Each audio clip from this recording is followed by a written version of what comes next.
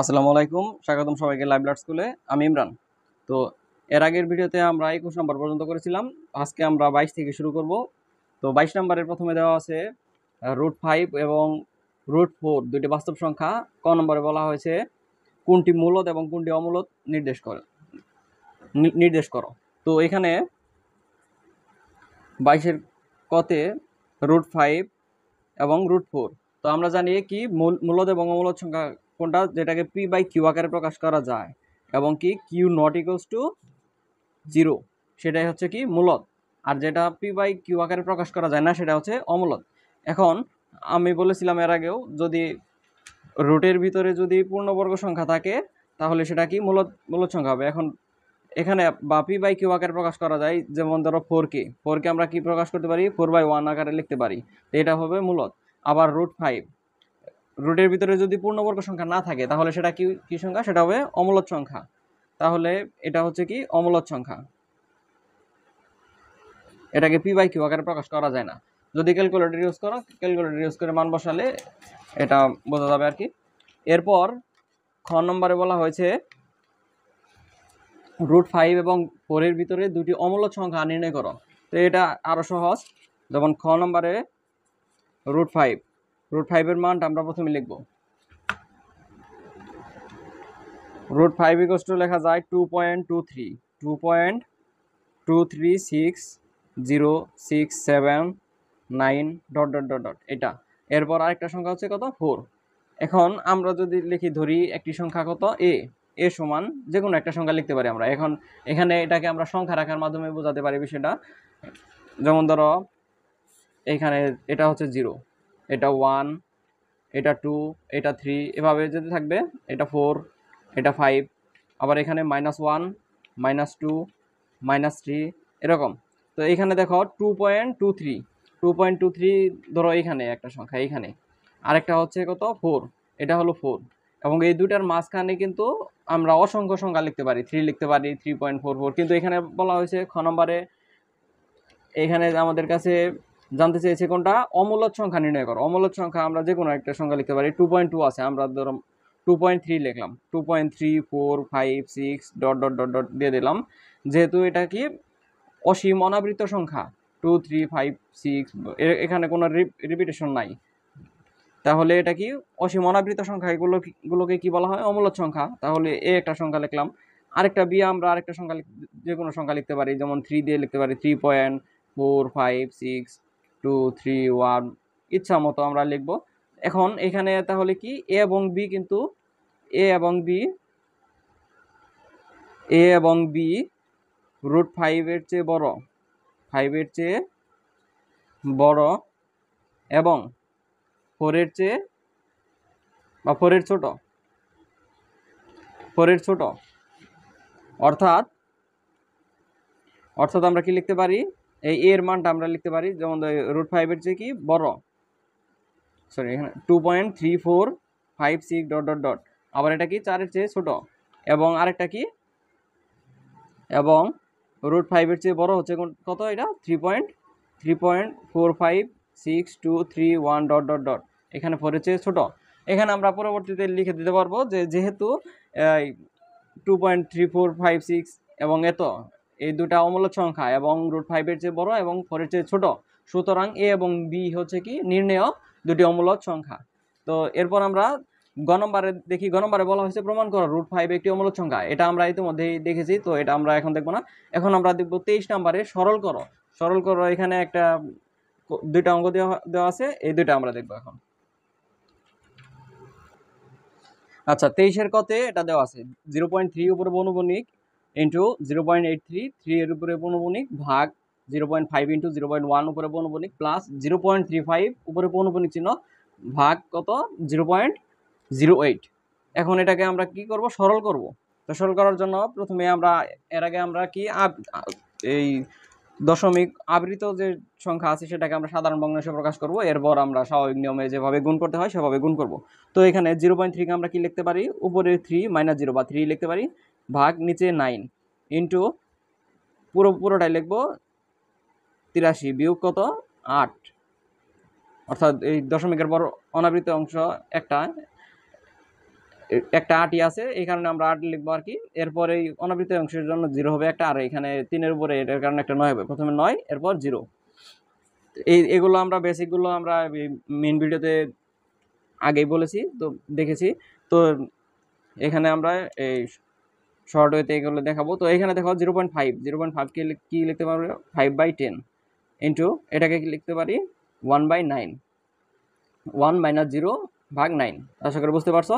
তো এরপর প্লাস এখানে 35 মাইনাস কত হবে?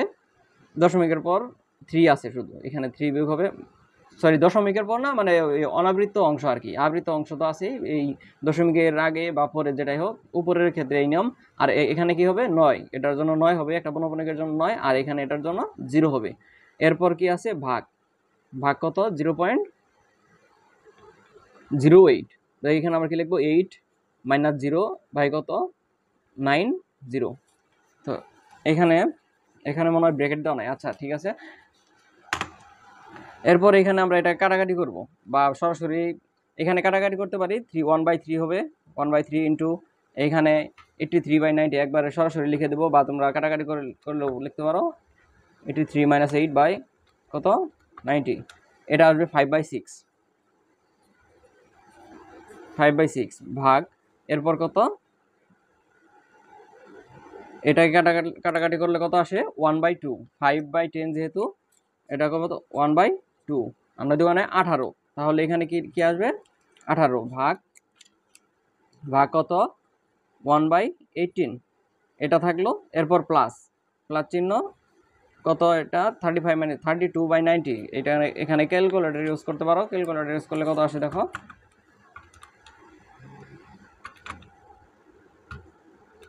এখানে ক্যালকুলেটর ইউজ করলে আসে 16/45। 16 কত? 45। 16/45। এরপর ভাগ আছে কত? 8/90। এটা কাটাকাটি করলে হয়, না করলে হয়। আচ্ছা তারপর দেখি। 8/90 এখানে 4/45 আসে, 4/45। এখন এখানে দেখো এই 1/3 ইন্টু এটাকে গুণ করে দিব আর কি, তাহলে কত আসে? 5/18। এরপর ভাগ চিহ্নকে আমরা উল্টে গুণ করে দিব, এখানে গুণ চিহ্ন থাকবে, গুণ, তাহলে 18 উপরে 1 নিচে, তারপর প্লাস এখানে 16/45 আছে, এটা থাকবে। এরপর গুণ চিহ্ন দিলে এখানে 45/4, যেটা 45/4 এটা হবে আর কি, মানে 4/45 আছে, এখানে 45/4 হবে। এরপর এখানে 18 কাটা যায়, তাহলে শুধু থাকে 5। এরপর প্লাস এখানে 45 কাটা যায়, 4 4 16, এখানে থাকে 4 প্লাস 4। তারপর এখানে থাকে কত?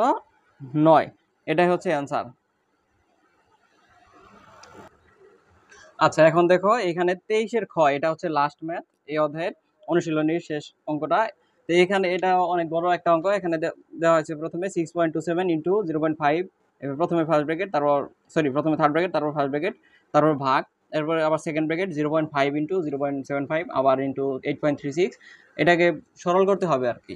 তো প্রথমে দেখো কি করতে হবে। প্রথমে আমরা থার্ড ব্র্যাকেট দিয়ে নিলাম। এরপর 6.27 আছে, তাহলে উপরে 627 লিখবো আমরা। 627 ভাগ কত? 100। এই দশমিকের জন্য 1। এরপর দুইটা অঙ্ক আছে, দুইটা শূন্য। এরপর গুণ আকারে 5 ভাগ কত? 10। একইভাবে তো এটা লিখলাম, ব্র্যাকেট দিলাম, ব্র্যাকেট ক্লোজ। এরপর ভাগ চিহ্ন দিলাম। এরপর এই দেখো 5 বাই কত? এটা হবে 5/10 হবে। 5 উপরে 5, নিচে দশমিকের জন্য 1, আর এখানে শূন্য। এরপর একইভাবে এটা হবে 75 বাই কত? 100। 75/100, এখানে ফার্স্ট ব্র্যাকেট ক্লোজ। এরপর ইন্টু 8.36, উপরে 836 ভাগ নিচে কত? 100। এরপর কি আমরা সেকেন্ড ব্র্যাকেট দিব। এরপর সেকেন্ড ব্র্যাকেট দিলাম, এরপর থার্ড ব্র্যাকেট ক্লোজ। ওকে, এটা শেষ। এরপর ভাগ চিহ্ন দিব, ভাগ চিহ্ন দিয়ে আমরা সেকেন্ড ব্র্যাকেট দিব। সেকেন্ড ব্র্যাকেট দেওয়ার পর এখানে 0.25 আছে, অর্থাৎ 25 বাই কত? 25/100 ইন্টু 1 বাই কত? 10, 1/10। এরপর এখানে যেহেতু সব গুণাকারই আছে, তো আমরা সব এই গুণাকারে ব্র্যাকেট না দিলেও চলবে আর কি, তারপর আমরা দিই আর কি, সমস্যা নাই। ইন্টু এরপর 0.75, উপরে 75, নিচে হচ্ছে কত? 100, 75/100 ইন্টু এখানে দেখো 21.3, উপরে 3-এর উপরে পৌনঃপুনিক চিহ্ন আছে। তো এটাই মূলত এখানে সাধারণ দশমিক ভগ্নাংশে প্রকাশ করতে হবে। তাহলে কত হবে? 213 মাইনাস কত? 21, 213 - 21। আর এখানে এটার জন্য হবে একটা 9। তো এটা আমরা আরেকটা ব্র্যাকেটের ভিতরে দিব, ব্র্যাকেট দেওয়ার পর ইনটু এখানে কত আছে, এখানে দেওয়া আছে 0.5 অর্থাৎ 5 বাই কত 10, 5 বাই 10। এরপর আমরা সেকেন্ড ব্র্যাকেট ক্লোজ করে দিব। তো এখানে এরপর দেখো এগুলো চাইলে ক্যালকুলেটর ইউজ করে একদম সরাসরি করতে পারবা, সমস্যা নাই। এরপর দেখো তাই একেবারে শুধু উত্তর লিখবা এরকম হবে না, এখানে প্রসেসটা দেখা দেবে আর কি। তো এখানে দেখো 627 কত আছে, 627 ইন্টু 5 ভাগ কত 100 ইন্টু 10 মানে 1000 আর কি। তো এখানে এটা আসে 627 ভাগ 200, 627 ভাগ 200। এরপর ভাগ চিহ্ন আছে উপরে, এখানে থাকে, এখানে সবগুলো গুণাকার আছে, একবারে গুণ করলেও চলবে উপরে। তাহলে আমরা এটাকে লিখতে পারি 5 ইন্টু 75, যে কোনো ক্যালকুলেটর ইউজ করতে পারো, সমস্যা নাই, ইন্টু 834। তো এরপর 10 গুণ 100 গুণ কত আবার 100, তাহলে এইখানে আসে 627 ভাগ 200, 627 ভাগ 200। এখানে দেখো সেম আসছে। তো এখানে দেখো এটা আমরা ফার্স্ট ব্র্যাকেটে দিতে পারি, থার্ড ব্র্যাকেটে দিতে পারি, সমস্যা নাই। তো থার্ড ব্র্যাকেটে দিলাম, সমস্যা নেই বোঝার জন্য। এরপর ভাগ চিহ্ন, এতটুকুর কাজ শেষ, এই পর্যন্ত কাজ শেষ। এরপর যে পরবর্তীটুকু আছে এটা করব। এখানে দেখো এই মাঝখানের টুকু বাদে আমরা এই যে পুরোটুকু গুণ করে দিব এখানে এটা সহ, আর এখানে এই যে এতটুকু, আর এখানে লাস্টে 5/10 এটা গুণ করে যা আসবে সেটা ভগ্নাংশ আকারে লিখবো। এরপর এটা লিখবো। তো এখানে দেখো এখানে আসে 25 আর ওইখানে 5, 25 গুণ 5, 25 গুণ 5 বাই হচ্ছে এখানে কত 100 ইন্টু 10, 100 ইন্টু 10 ইন্টু কত ওইখানে 10। তো এখানে 10 দিলাম। তাহলে এইখানে এটা কত আসে 1/80, 1 বাই কত 1/80 ইন্টু, এখন এখানে দেখো যে এটাকে আমরা লিখতে পারি কি 75 বাই কত 100, 75/100 ইন্টু এইটাকে আমরা এখন সাধারণ দশমিক ভগ্নাংশে প্রকাশ করব, সেটা হচ্ছে 213 কত 213 বিয়োগ 2 ভাগ হচ্ছে কত 9। তাহলে এখানে কত 200, এখানে তো 21, উপরে 21 বিয়োগ হবে 221, 213 বিয়োগ 21, 213 বিয়োগ 21 ভাগ 9। তো এটা আসবে 64/3, 64/3। আর এর 5/10 আমরা আগে ক্যালকুলেট করছি। তো এইখানে তো এরপর এটা আসলো, এখন এটাকে আমরা সরল করব, এটা একদম সোজা, এখানে 1 আসে, এটা আর এটা সেম গুণ, এরপর ভাগ। এখানে এটা প্রথমে আমরা সবগুলো গুণ করি, কত আসে দেখি। তো এখানে 75 ইন্টু 64 বাই কত 80 ইন্টু 100 ইন্টু কত 3, এখানে আসে কত 1/5 ভাগ কত 1/5। তাহলে এখানে 1 ইন্টু 5/1, তাহলে এটা কত আসে 5। তো ক্যালকুলেশনে যদি কোনো ভুল হয়ে থাকে তাহলে তোমরা একটু দেখে নেবা, কিন্তু প্রসেসটা সেম। তো প্রসেসটাই মেন, এক্সামে আবার যে যদিও উত্তরটা মেন, কিন্তু এখানে প্রসেসটাই মেন, তো বোঝানোর স্বার্থে আর কি। তো আজকে এই অঙ্কের মাধ্যমে আমাদের ক্লাস শেষ, অধ্যায়ও শেষ। তো দেখা হচ্ছে পরবর্তী ক্লাসে, সে পর্যন্ত সকলে ভালো থাকো, সুস্থ থাকো, আল্লাহ হাফেজ।